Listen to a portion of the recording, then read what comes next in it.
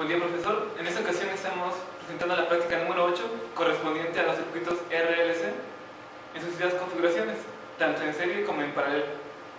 Para ello, en cada circuito analizaremos los casos de amortiguamiento, entre los cuales están el caso críticamente amortiguado, el subamortiguado y el sobreamortiguado. También vamos a apoyarnos de las fórmulas estudiadas en clase y de software adicional que nos pueda ser de mucha ayuda. Comenzaremos a explicar las configuraciones correspondientes a circuitos RLC en serie sin fuente. La configuración que se muestra a continuación tiene un voltaje cuadrado de entrada de 5 voltios, una resistencia de 10 y una de 100 ohms. Así también un valor en la capacitancia de 10 microfaradios y la inductancia de 331 microhenrios. Y a continuación procederemos a visualizar los valores obtenidos de los cálculos correspondientes al circuito de RLC. En el caso de la frecuencia neperiana, obtuvimos el valor mostrado de 151.057 Nep sobre segundo, y para el valor de la frecuencia de resonancia de 17.381. Así también sabemos que una ecuación diferencial de segundo orden representa muy bien a esos tipos de circuitos que son modelados de esa manera por las ecuaciones vistas en clase y mostradas también en los libros. Obtenemos los valores mostrados a continuación. Aquí tenemos a S1 y a S2, que son las raíces de la ecuación característica. También tenemos la derivada de la corriente con respecto al tiempo en 0 más, que un valor negativo de 13.732.5 amperes sobre segundo. También, profesor, usted puede notar cómo tenemos a IDT. Y como bien sabemos, en un osciloscopio no se puede medir corriente directamente, por lo cual tuvimos que recurrir a la relación voltaje-corriente en el capacitor, que precisamente fue lo que hicimos en la configuración del circuito. Aquí tenemos las terminales correspondientes a la fuente generadora de funciones, también a las puntas del osciloscopio, las cuales miden el voltaje en el capacitor. Y pues esta configuración corresponde al montaje real del circuito visto en la teoría. También podemos observar cómo en el osciloscopio nos muestra una gráfica correspondiente a la tensión, o sea, el voltaje que nosotros obtuvimos a partir de la ecuación obtenida. Y como sabemos bien que es un caso sobreamortiguado, no hay oscilaciones, y es lo que precisamente se visualiza en la gráfica. Y como sabemos, tampoco pueden decaer de manera abrupta, así que la caída es suave.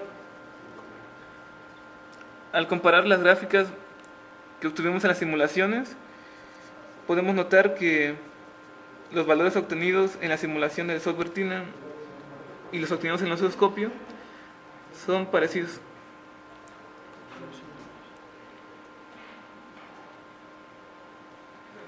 A continuación presentaremos el caso críticamente amortiguado para circuitos RLC en serie 50, con lo que utilizaremos el siguiente circuito, el cual diseñamos especialmente para obtener este caso.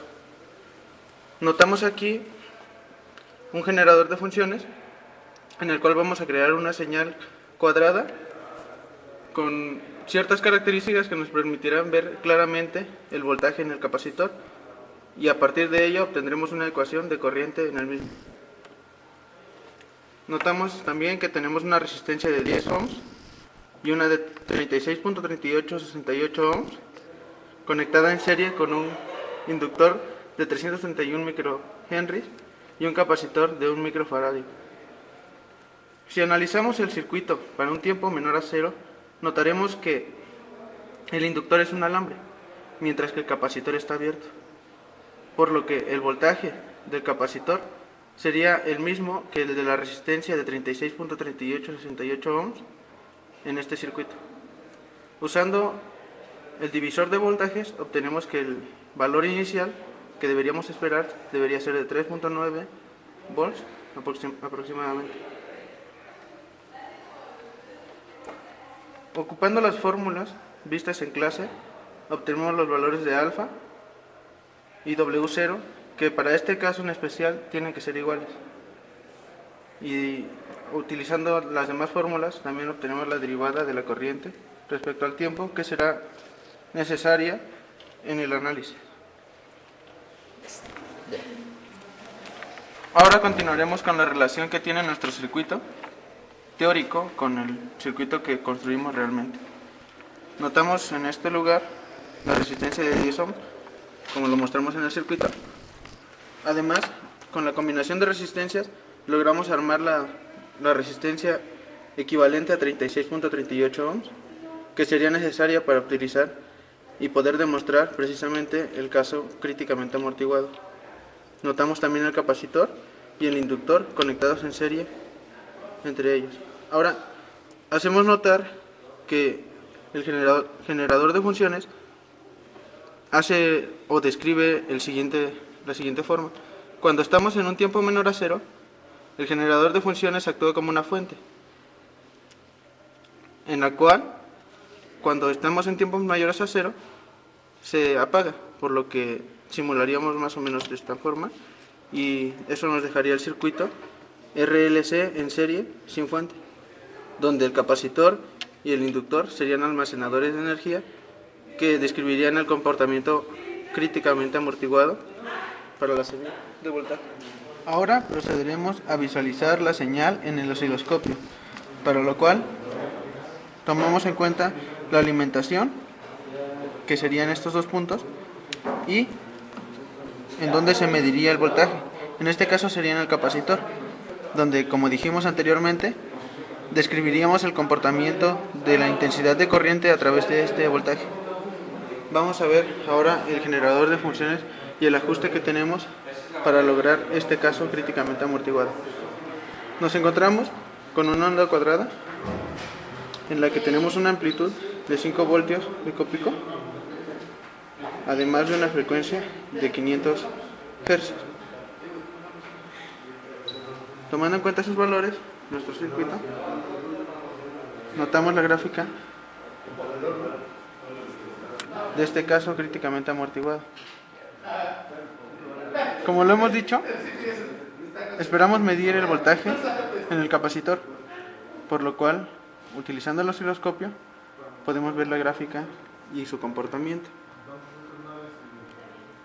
El caso críticamente amortiguado es aquel en que el voltaje, en este caso, está al borde de oscilar alrededor de su valor final, y eso lo podemos ver en esta parte de nuestra gráfica, en el osciloscopio, en donde la gráfica describe un comportamiento en el cual se puede observar una pequeña oscilación.